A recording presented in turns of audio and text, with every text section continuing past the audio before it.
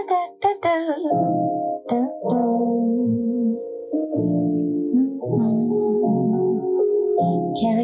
analysis with Rose. We got all the good stuff on the road. Character analysis with Rose. We got all the good stuff that you want to hear. Deep into the mind of characters you might want to discuss. We got the good stuff right here. Hello, everybody.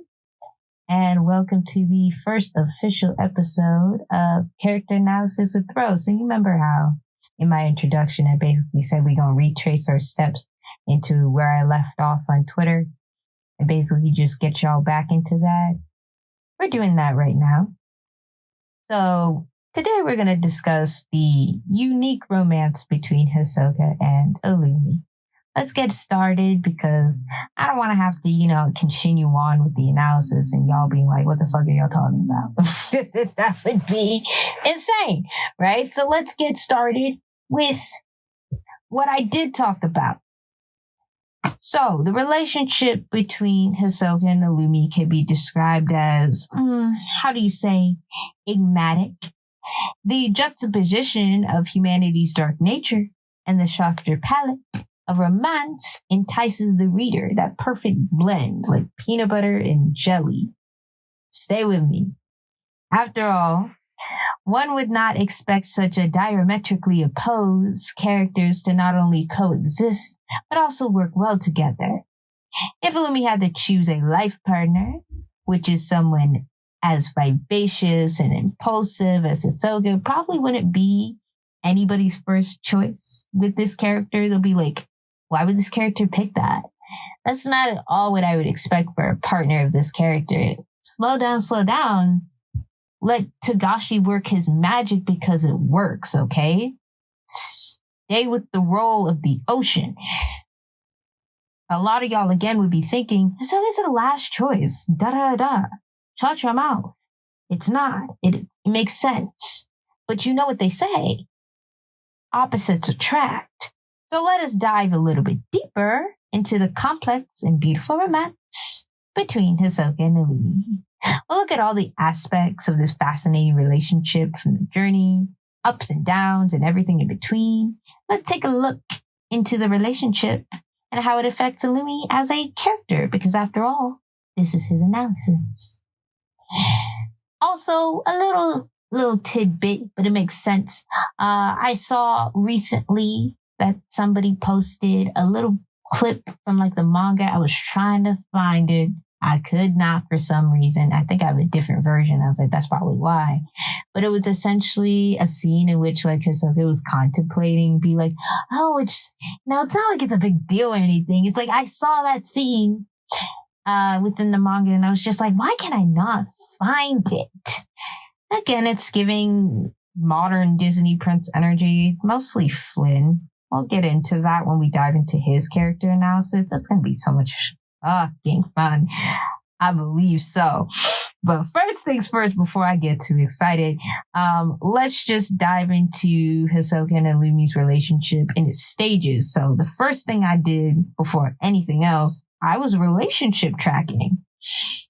Let's dive into how exactly I was tracking this particular relationship. What are the stages of a relationship in the goddamn first place? That's what we're going to dive into right now. So Mark Knapp, who is the creator of the relationship staircase model, which could be seen as a metaphor for relationship building and breaking down. This model has 5 steps, kind of building up as a relationship builds. So it's a step up, 1, 2, 3, 4, 5, up the staircase. And it represents a relationship building up. As you know. And then there's 5 steps back down in case the event of a couple breaking up, which is terrible. But life happens. Things happen. That's life. His model provides insight into where relationships can go wrong and the different challenges that couples may face. So, the 5 steps to building up a relationship are as follows. Step 1, we got initiation. This is usually a short stage in which impressions count. Dates express an interest and they size each other up. You feeling each other. You being like, I like this person's vibe. You're getting an introduction to this person. That kind of thing. You start taking into account the person's appearance, how they're dressing, body language, and voice. You're really getting into it for the first part. You don't know this person yet, but you're liking their vibe. That's step 1. Step 2, experimentation. The 2 parties discover a little bit more about each other. Things are getting a little more spicy. You're probing for information. This is a little bit of the interrogation stage, as I like to nickname. And common interest so they can make a decision as to whether or not to continue in this relationship. Again, you probing for info. You're getting to know more. This is the vetting stage. It's another nickname for it. Step 3, it's intensifying. Now both parties start to reveal more personal shit, more personal information. You're letting your guard down. Your feelings start intensifying. Nurture the relationship, and then both sides start to expect commitment. We got step 4, integrating. The relationship becomes so much more closer. The couples integrate aspects of their lives. Both are willing to be vulnerable, including making declarations of love. Starting to say, I love you and shit officially. Like, do you want to be my girlfriend, boyfriend, partner, whatever you want to call? This is the time for that. In stage 4. Stage 5, which is bonding, the couple's lives are fully intertwined, and this makes their love more public, and they may discuss like marriage and shit, First marriage, then comes, you get the song. I forgot it, but you get the gist. Things start coming more together. You start intertwining, bonding, marriage, kids and whatnot, that kind of thing, and some other permanent bond. You ride or die, you stay together till death do you part, all that shit. That's stage 5, the final stage. So another thing I want to consider, other than the stages that we talked about of building up a relationship, specifically with this relationship, there's no breaking down, it's just building up. So another thing to consider is the different types of love, which is ludus, game playing love, which is pretty common for this couple. Eros, which is romantic or passionate. We'll also talk about that. There's pragma, which is practical love based on duty and long commitment. I know there's plenty of that within this relationship. We got passionate love, which is a transitionary form of love that involves strong emotional connections, sexual desires, and fantasies. I know that's all formal, but trust me, we're going to work into that. And then we have, along with that, compassionate love. Ooh, Lord have mercy. We have compassionate love too. And that is, in Pacific, with compassionate love, a long-lasting form of love that involves commitment. It's not the exact same. We'll get into that a little bit. With the additions and a paprika sprinkle of mania, which is obsessive love. As we know, with both these characters, but more so commonly, once again, Illumi. That's Illumi's kind of thing, that kind of clinginess. It's so extremely to the point that it's suffocating. It's like, baby, you gotta let go. Let go, little baby. They can't do that. Wow. We're gonna get into all that. So, what does this mean for the context of Hisoka and Illumi's relationship? Well. When Hisoka and Illumi are introduced in the Hunter exam, there's already a sense of familiarity. I mean, that sense of familiarity was first demonstrated in chapter 9 with the phone calls in which Illumi says, Hisoka, get your ass a moving. You feel me? He didn't say that. It's like Hisoka get a move on, but I want to spice it up a little bit. Point is, the second phase is about to start. That's what he said. It's like, Hisoka, get a move on. Second phase is about to start. Get your ass up and go. You get the gist. To which Hisoka then responds, after the call to go, friendship is a fine thing. It's like, it's not nagging, but it's better than that. I don't know how to explain it. It's just an interesting conversation. It's cute. It's cute. Moving on.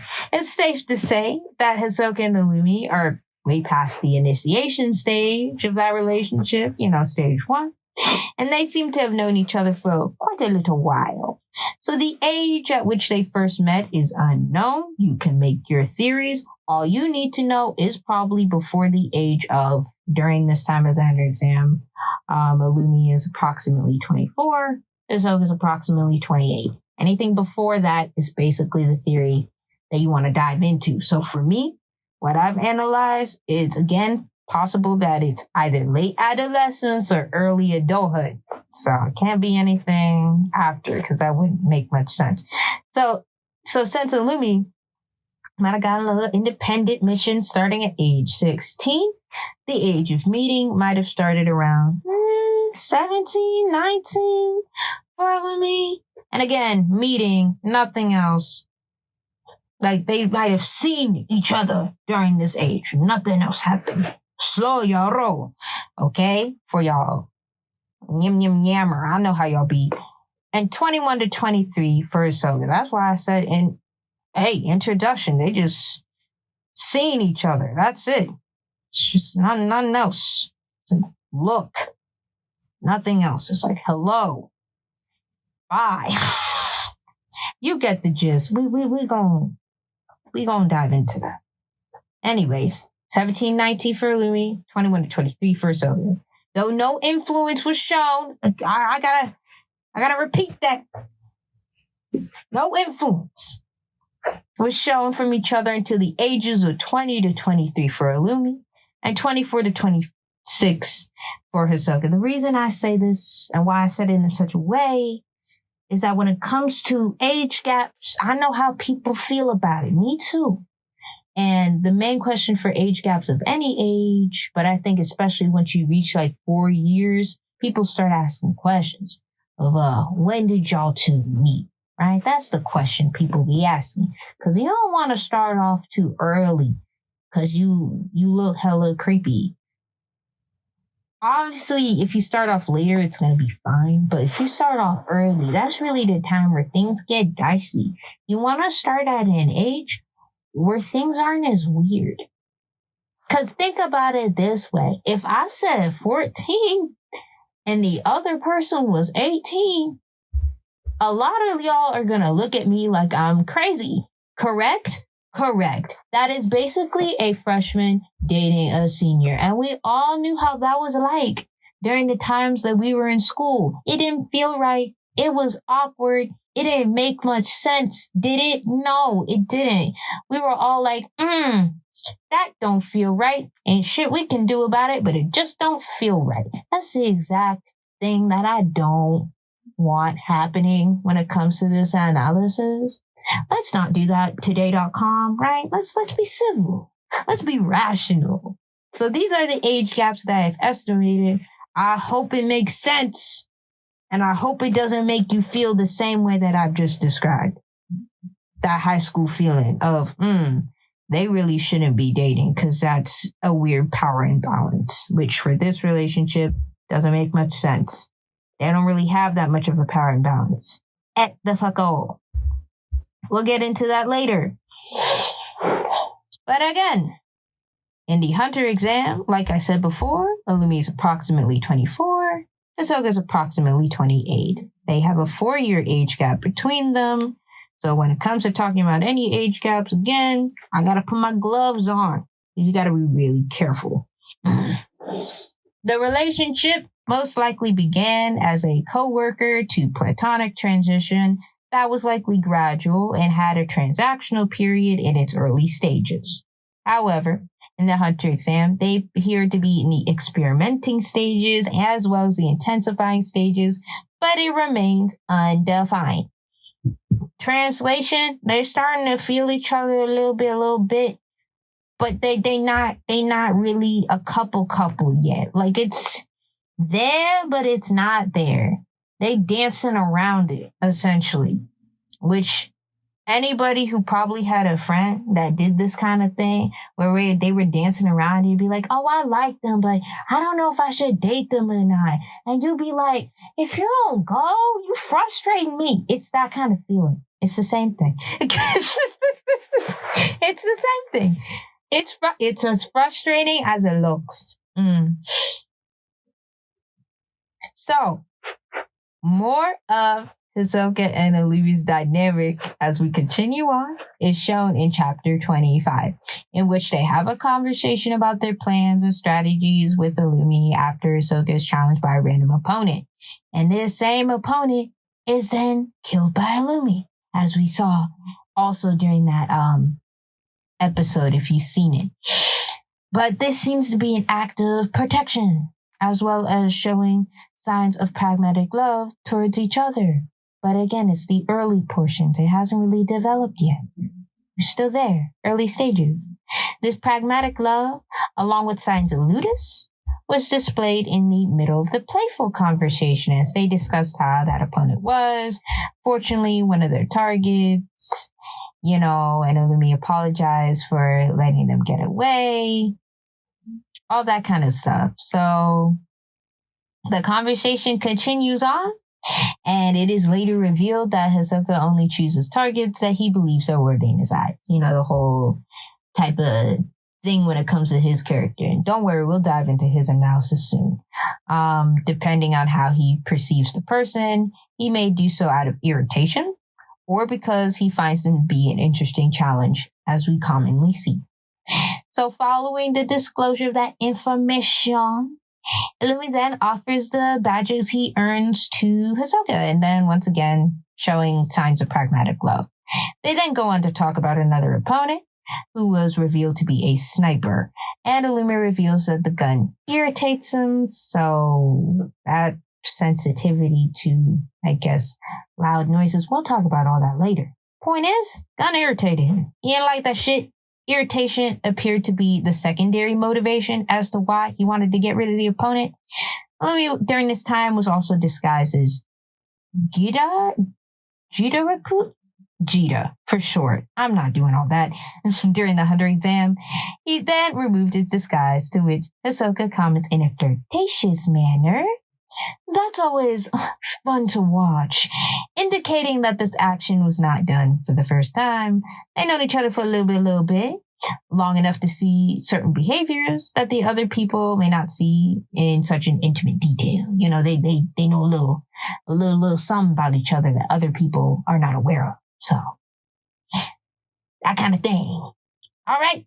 Illumi then says, "I'm glad you enjoyed it because it is uncomfortable for moi," implying that shapeshifting with needles is an unpleasant and painful sensation for Illumi. In other words, despite, popular opinion, contrary to popular belief, whatever, this character does feel pain. Lots of it. Implying that shapeshifting with needles is an unpleasant and painful sensation for Illumi.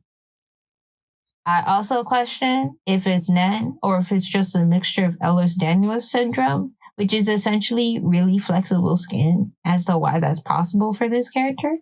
I haven't done physical ailments. I should have.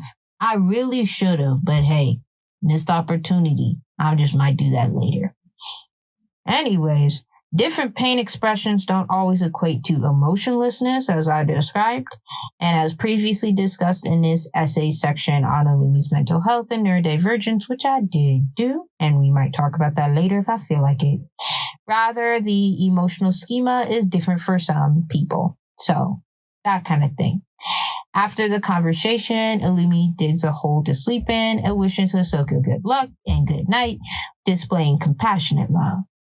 And Hisoka responds and repays the favor by waiting for Illumi to be completely buried and comfortable in the ground, perhaps as a form of protection and comfort, which is, again, pretty unusual for this character. It's like, ooh, we starting to feel a little something.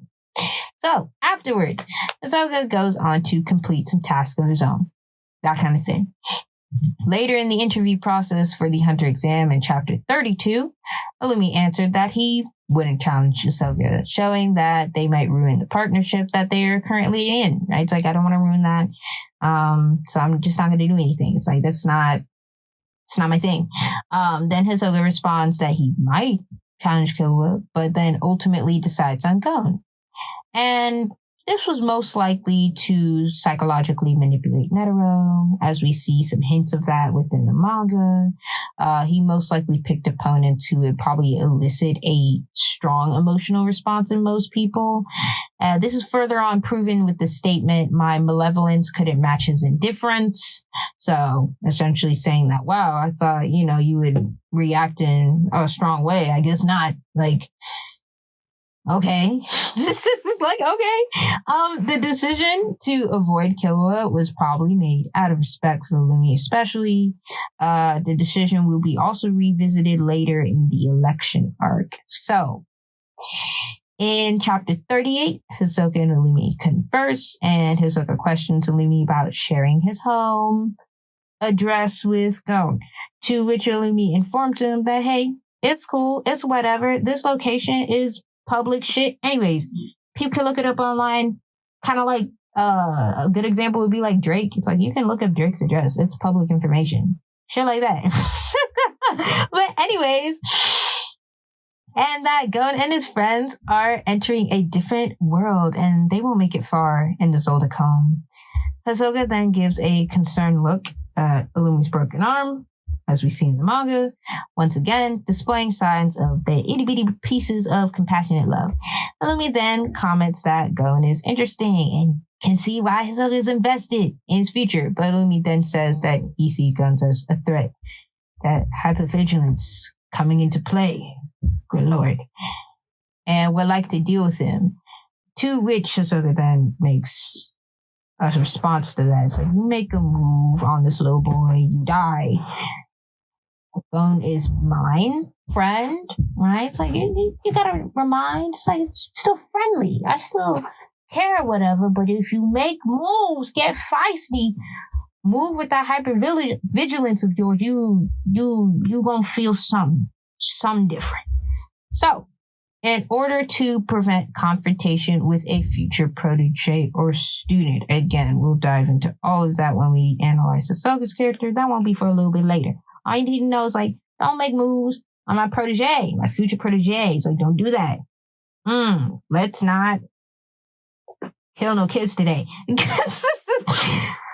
Illumi then backs down on the threat and states, I haven't known you long, but I can gauge your tastes, indicating their relationship's experimentation stage, as well as the fact that it is undefined in this arc. So in other words, the experimentation stage, the probing for information. It's like, I know the type of people that you invest your time into. I know the type of people that you're interested in.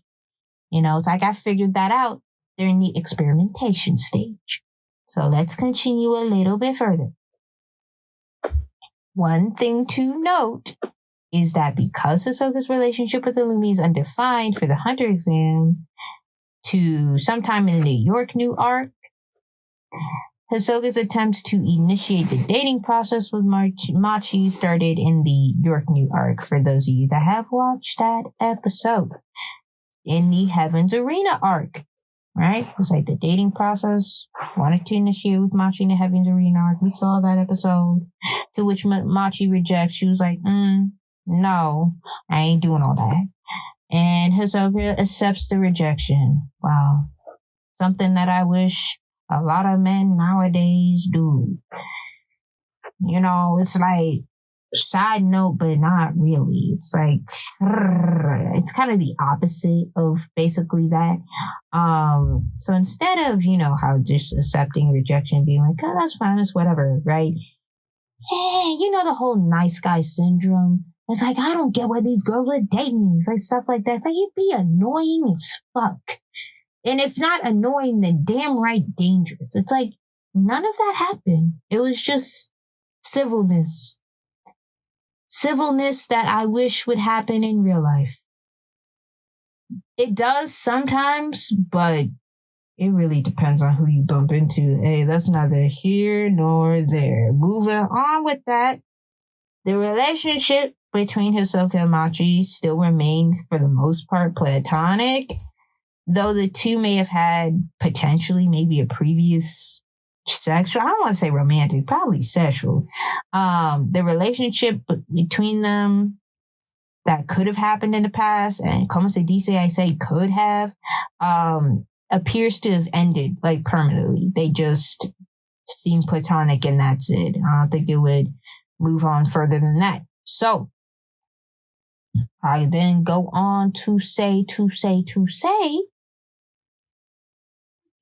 that isn't to say that there isn't any flirtatious banter between the two that could be happening, which we see sometimes. It's just that it doesn't appear to extend beyond the bounds of a platonic relationship. So this platonic relationship, however, dissipates, aka disappears, during the Dark Continent and Secession War arc. And again, I'll talk about it more in detail with the downscale instead of the upscale relationship models. However, yeah, we're going to talk more about that in detail with Hisoka's character analysis. But we're going to put a pin on that for now. So in chapter 115 of the York New arc, Hisoka then asks Illumi for help, which Illumi comments, "I've known you a little longer than Krello." He then says that he will help, but it's going to cost him a little something, It's like being on that city girl action. I'm sorry. I'm joking. Partially. But yeah, it's like, we don't do shit for free for these men. It's like, okay. Jokes aside, it's going to cost Hisoka a little bit. We don't know exactly what. Is it money? Is it? We don't know. It's like, hey, that's for them to figure out. All we know is that it indicates that give and take relationship, which if one partner helps the other, the favor should be returned, and it should be cyclical. It forms a cycle, aiding one another, like a circle, baby, a circle. The plans are then carried out in chapter 116, when, with Kalita's assistance as a diversion, Illumi assumes the identity of Hisoka and exchanges places with him in the middle of the mission. While Pakunoda and Hisoka were on the airship to defuse the tension that surrounded the kids, was like going to Killua and Krollo's trade. During that time, Pakunoda inquires as to how this man managed to escape the Phantom Truth's meeting and arrive in its airship. In other words, Pakunoda was like, "How did you get up here? Like, up here? What are you doing here, my man? Why are you here?" It's really the question. Why are you here? Why are you here? And Hisoka responds, "No, I got a friend who's good with disguises." Which, again, alludes to Illumi and his shape-shifting prowess, as well as how grateful he is for such a talent, which, on one hand, is cute, on the other hand,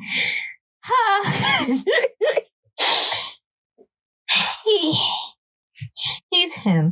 What can we say? So, unfortunately, Hisoka's original plans to challenge Krollo to the fight has been thwarted. In other words, it is over. It has ended because, as we know during this time, and I guess for this whole entire thing, spoiler fucking alert if you didn't watch the show, Krollo during this time lost his powers. He ain't got no powers, so they can't fight on an equal level, which is, he may be someone who is prone to fighting, but Hisoka at least wants the fights to be fair. I mean, come on. He believes in fair fights, ladies and gentlemen. He has morals. They're questionable, but they're there. Questionable, but they're there. Hey, I never said they were all the way up there, but they're there. That's neither here nor there. So then he calls Illumi, right? And gently informs him that, the mission is over. He could leave. And he did it in such a soft way, too. It's like everything about this couple. You just gotta love these two. It's like, you can leave. It's okay, right? And kind of alluding back to Krollo, it's like, I don't deal with people that are useless to me. And the way he says, I don't deal with broken toys, right? Like, you don't got no powers. it don't make no sense me fighting this man because it's just not fair. It's not gonna look right. So it's like, we'll do it another day. You can go home, baby. Basically what he said. And yeah, so this obviously demonstrates signs of compassionate love as well as eros once more. We don't see Hisoka and Illumi interact with each other for a while, and that isn't until the election arc, which began in chapter 320. When Hisoka is bored in the middle of voting for the new president of the Hunter Association, and Illumi discusses Jitterick approached, Hisoka began the conversation with nothing to do. You know, Illumi came over, it's like, you got nothing to do?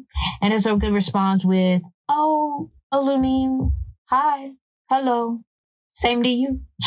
You know, implying that they have nothing else to do but hang out with each other. So that's exactly what they do. They just chilling. It's just a vibe, you know, it's whatever. The relationship is now in the integrating stages. So we deep in the other stages. And they sense in each other's presence as well as intertwining is common in this stage. So let me then ask Hisoka, has your ass never watched the news? Like, how are you not informed with the information that's going on today.com? Demonstrating not only pragmatic love, but also the neurodivergent love language of support swapping.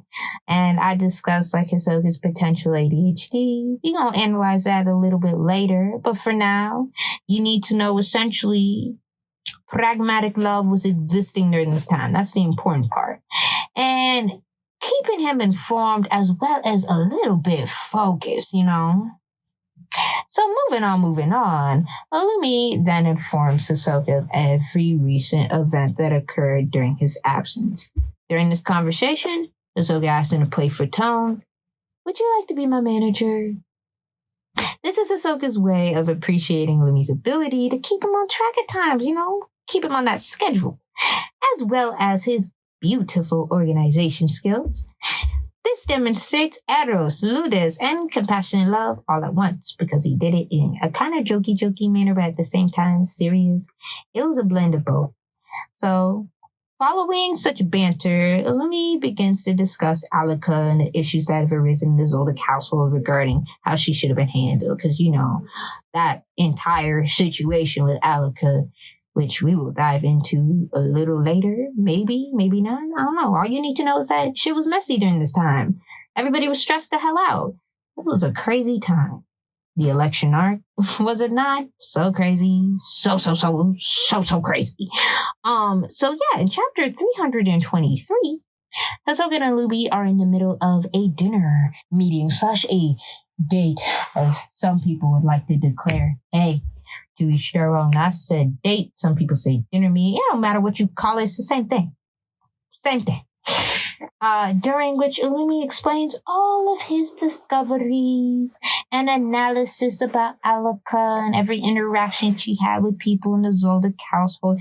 You know, that whole entire, you know, detective type of shit that was going on during this time. So in this conversation, Hisoka interacts with Illumi by, you know, challenging certain points. It's like two lawyers talking to one another. It's very interesting. And challenging certain points and quips with, well, you know, people change, as well as adding his own little philosophies, such as love and hate are two sides of the same coin, you know, shit like that. She's getting a little, you know, a little intimate for them. Again, it's like, we love that. Chemistry, using intelligence. We're here for that. This entire interaction could be considered also a very small rebellion on Illumi's part due to the fact that his oldest cult-like tactics, especially the whole you are not to discuss family issues with any outsiders. Whoopsie daisy. Both Killua and Illumi seem to have broken that rule multiple times. We gonna talk about the potential of what's gonna happen to them in the future. Let's just say I'm a little nervous for these kids, but that's another time for another day. That's a new adventure for later. even if it's to save the family from certain doom, it's still a violation. Like, I don't think they care what the context is. It's like, it's a violation. Pray for him. Pray for him. Anyways, during this interaction, the following signs of attraction were observed during this time that I have seen a little bit. You know, you see a little pointed feet towards one another. Illumi beams a small smile. It was so good. It was like, it was real small, but like, it was there. I saw that. You're not slick. Mirroring body language, hair stroking on Illumi's part. That little cute hair strokes. Like, I saw that. A little flirtatiousness, okay? And looking into the eyes and tilting the head. That's exactly what I saw during this time. It was crazy. This combined with Hisoka's equivalent of a declaration of love, because again, we're not dealing with the saneness of human beings. Hey, that's not here nor there. Which is essentially, I have issues, but you're just as bad. Which translates to, I found my equal. He could have just said that, but you know, we not dealing with the average person, dealing with the average man. He always gotta say some extra shit. That's neither here nor there. This demonstrates their egalitarian relationship while also bringing them to the bonding stages. Yeah. So, which won't be reached until like the Dark Continent / Secession War arc. And this is unusual for Hisoka's character because he does not believe that many people can relate to him and is extremely selective about who he interacts with in such an intimate manner, right? Not a lot of people get close to him, like at all. He tends to put on a show and is uninterested in most people's personal lives. I feel like Machi's introduction to his character is a good indicator of that. He is a loner. He don't want to talk to you if he doesn't feel. That kind of thing. Again, we'll dive into it in a way deeper context when we analyze his characters. Like, we'll get into it. All you need to know is that he don't talk to people a lot. So if he talk to you, one or two things is going to happen. Either you a challenge or you special. We'll get into that specialness. And Illumi seems to more so fit into the second category. It's like, you just special. You just there. Yeah. He tends to do all of that. So, with Illumi, he appears completely invested, which it becomes apparent that Hisoka will be one of the victims of Alika's like genie-like powers. Like during this time, it's like, oh my god, there's a chance he's gonna die too. With Nanaka being out of control and due to Killu's potential wish to heal Gon during this time, it was, again, some crazy shit during this era. Illumi then gives Hisoka a faint look of concern, and Illumi will not do this for anybody else, as far as I'm aware, unless they're close. So, like, unless it's family, or in this case, Hisoka, you're not going to get that look. You just going... You're going to sit there and die. Actually, probably not. But it's like, you ain't going to get that look. Moving on, which appears to be, in this case, for Hisoka, again, talked about that before. They devise a plan that is slightly distorted due to Illumi's brief moments of delusion and slowly slipping into a psychotic state due to an elevated state of stress. And we discussed that in way more detail, again, in the mental health section of this character, but that's neither here nor there. Let's focus on the fact that this plan started to enact in chapter 326, in which Hisoka and Illumi stands on a hill to watch cars crash, as one does. What a romantic way to, date people. You watching cars crash, it's a picnic. I don't think it's that crazy because I watched cars crash before. There was a car crash in front of my apartment, and I sat down to watch the whole thing. And it was like a soap opera in real life. Shit was crazy, man. I might tell a whole story about that later, but it was insane. Car crashes are actually pretty fun to watch. That's neither here nor there. Hisoka comments, so extreme. Weren't you going to, check first? Like, do we really need to be doing all of that? This suggests that this isn't common for Illumi's patterns of behavior. It's not. And that his plans tend to be way less destructive, which, yeah. Illumi then says that he has a spy, but some don't add up. Some get a little suspicious. It ain't right all the way. We diving deep. Ain't looking right.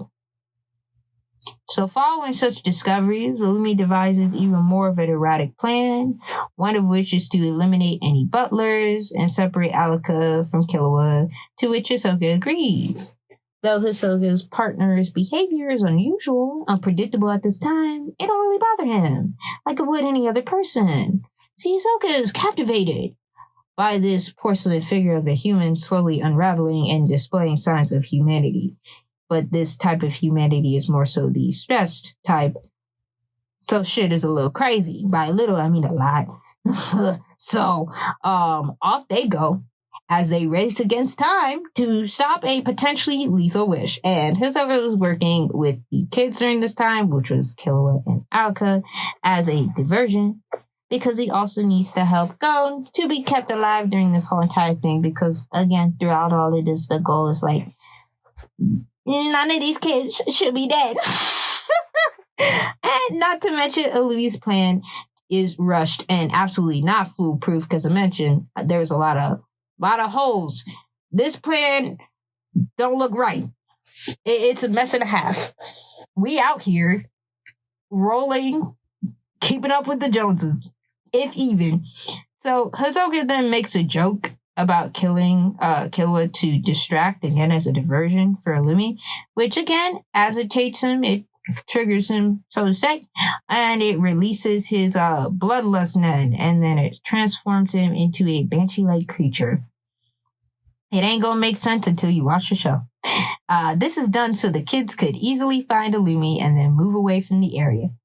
This agitation was short-lived because Illumi realized Hisoka was just playing these games. He was kidding or whatever. And Hisoka confirmed it was just a joke. And there's no bite to the bargain. Illumi then, was calmed by Hisoka during this entire time. It's like, calm down, it's a joke. And then continuing to tease and laugh it off to level everything. Illumi then goes on to forgive him, which, by the way, forgiveness is, after conflict, is very much so a tool that is typically used in healthy relationships. Just a little pro tip right then and there. Following this interaction, we get a better understanding of how Hisoka views people as toys. And Illumi's doll is the only one with a complete base. So, when compared to the other toys, aka people, Illumi is the one that's kept the most pristine and regarded as special. And this could be evidenced again to that selective empathy that Hisoka tends to have for Illumi over other people in general. Hisoka then carries on the plan by killing one of the main butlers, which is Goto. So, then in chapter 328, Hisoka and Illumi plan their way to the hospital to prevent Killua from making a potentially lethal wish to help Gon with Alika's powers. To accomplish this, Illumi calls for assistance, to which Hisoka responds by adding if he was calling any friends to assist with the mission, to which Illumi responds that he don't got no friends, indicating that Hisoka appears to be the only person with whom Illumi is close to outside of family. Hisoka also hints at signs of passionate love by saying, "Ooh, nice aura," musically, flirtatiously, as he watched Illumi activate needles with licking motions. Then they proceed with the plans as they usually do. And Illumi asks Hisoka a favor, saying, "Hisoka, can you hunt the lemons for me?" To which Hisoka happily accepts and responds in a loving manner. "Okay, we'll be busy though." I mean, this is different from how he typically responds with anybody else asking him shit for assistance, and which he usually does reluctantly, aka malicious compliance. And this irritated response was mostly noticeable when he was interacting with like the Phantom Troop. It'd be like, "I'll move, I guess." Like, you gotta really push him or motivate him to do it. He's not gonna do it.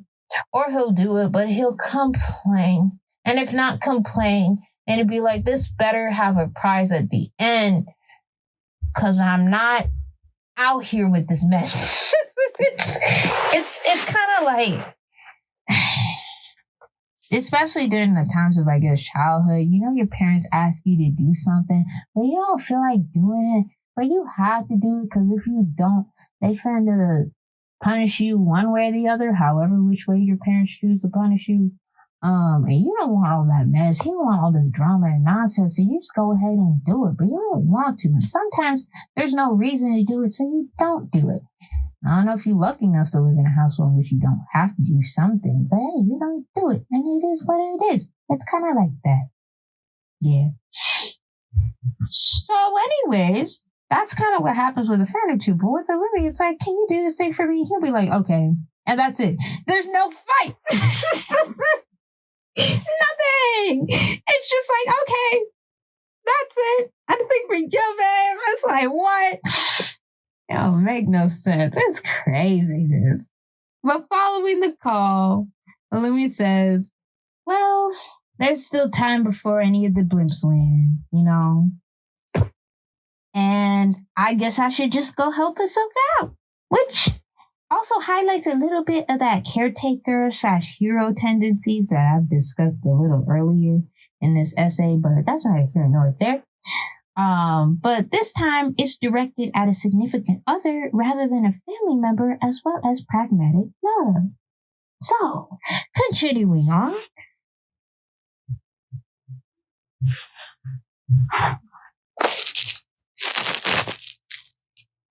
So we then go on to say a little bit. Hisoka is excited by the possibility of chaos as a psychotic episode for Illumi worsens in 330. Yeah, chapter 330. And Hisoka contemplates either sparing Alika's life as well as saving Go in order to make an enemy of Illumi, or killing Alika and sparking Kyo's wrath. That decision that happened during that time. The thoughts simply remain thoughts, which is unusual because he normally does not care if he makes an enemy of somebody. So the fact that he did that is, again, a little bit of character development. It's like, oh, growth, little bit, slow, it's there. Moving on. Illumi seems to be one of the few people that he doesn't wish the anger on a common basis at all, or at least in a serious way. Like, not severely. Or hurt in, again, a severe way. He later demonstrates this by murdering 2 Phantom Troop members in order to enrage Crollo as we approach the Dark Continent arc, as well as upsetting Machi by informing Machi that he is essentially waging war on Crollo and the Phantom Troop in the Secession War arc. This is further demonstrated in chapter 357 when Hisoka returns from the dead, as well as Machi attempting, and while he was being healed by Machi during this time, they were, stitching it up. He then tells Machi that he plans on killing all the spiders while mockingly teasing her, and then traps her with bungee gum and effectively burning the bridge of any platonic relationship that they ever had. Like, that shit's gone. Like, they are enemies now. We have left the station of friend and we have entered the station of enemy.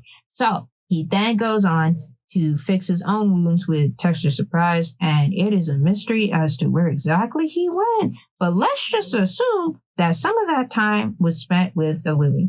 Illumi is then seen again in the Dark Continent arc as plans to infiltrate the Phantom Troop begin. Illumi acts as a double agent as he first informs Midistum of the Phantom Troop's presence on the Black Whale, aka he was snitching. He was a snitch. That's neither here nor there. Let's move on. He's later taken in for further questioning. After that, with the help of Kaluto, he successfully infiltrates the Phantom Troop, and to avoid suspicion, he announces his engagement, which is like, hey, I'm gonna get you that entire page. It's like, I'm engaged. You know the entire page. Do I have to say it? I mean, extra spoiler where if I do, I won't. And explains essentially they're playing a game of tag in quotations. Furthermore, if Hisoka dies, all the assets pass to him, leading the Phantom Troop to believe that he intends to murder them. Probably not, really. We won't dive into that. The part about the engagement now might be true, but more likely than not, he's leaving out little details and using the part about the engagement as a diversion and part about the tag as a red herring. And for those of you that don't know what a red herring is, it's a special way to say diversion. We might do the definition of that in the next thing. So, this was done after Crollo asked where Hisoka was, and along with this, Illumi then goes on to answer that he doesn't know where Hisoka is, which is either true or, once again, omitted information. Oh my god, keeping information out. You don't know everything. You only know a piece. Other words, half-truthing, which Hisoka can then exploit. This demonstrates a blend of pragmatic love as a result of their strategic planning against the Phantom Troop. Because again, the Phantom Troop standing, they're trying to defeat the Phantom Troop.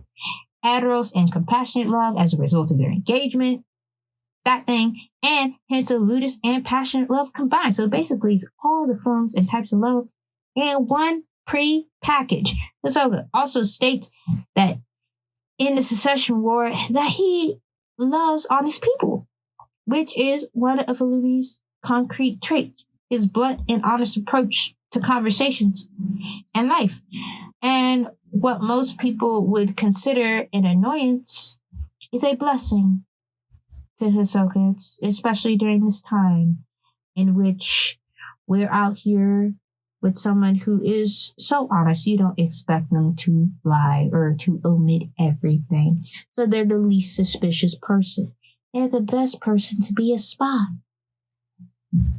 But yeah, that's essentially every single little thing up to date when it comes to the entire relationship tracking between Hisoka and Illumi. So the next episode we're going to dive into is attachment styles between Hisoka and Illumi. We're going to do this all fucking over again.